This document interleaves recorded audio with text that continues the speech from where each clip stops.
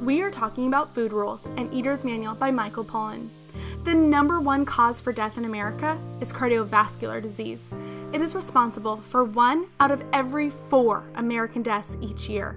Shockingly, 80% of cardiovascular disease cases and over 33% of cancer is directly linked to the individual's diet, making people's unhealthy food and drink choices a leading cause of death in America.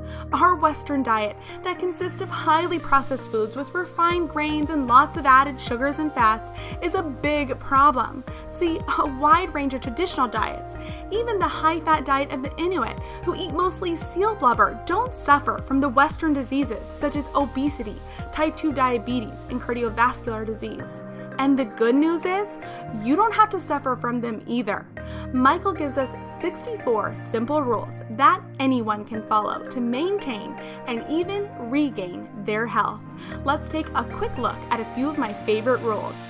The number one rule is eat food, not edible food-like substances.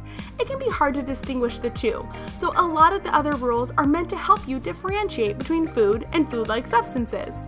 Rules like, if it came from a plant, eat it. If it was made in a plant, don't.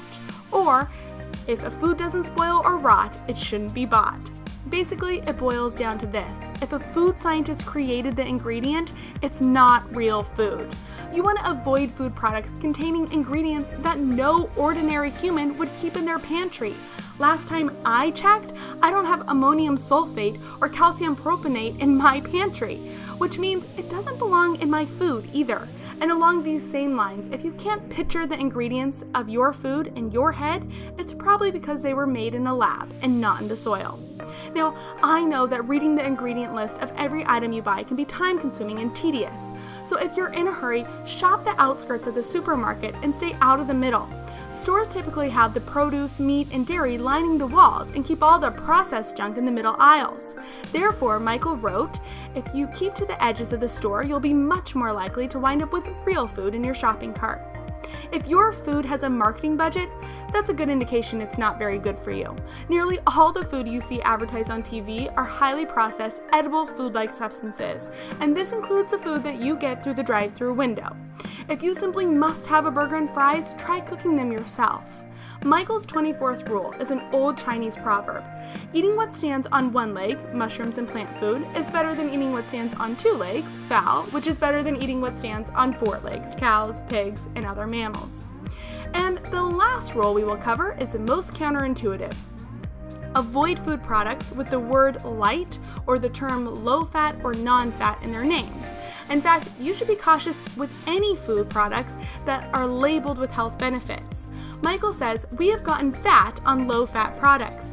Since our culture decided that fat was the enemy in the 70s, the average male is 17 pounds heavier and the average female is 19 pounds heavier. Michael wrote, "You're better off eating the real thing in moderation than binging on light food products packed with sugar and salt." Michael sums up the 64 rules in just 7 words. Eat food, not too much, mostly plants. In this review, we focus most on what to eat and what to avoid eating, but there is a science behind how to eat, and that's part 3 of this book. Check out my review of The Thin Woman's Brain to learn how to eat.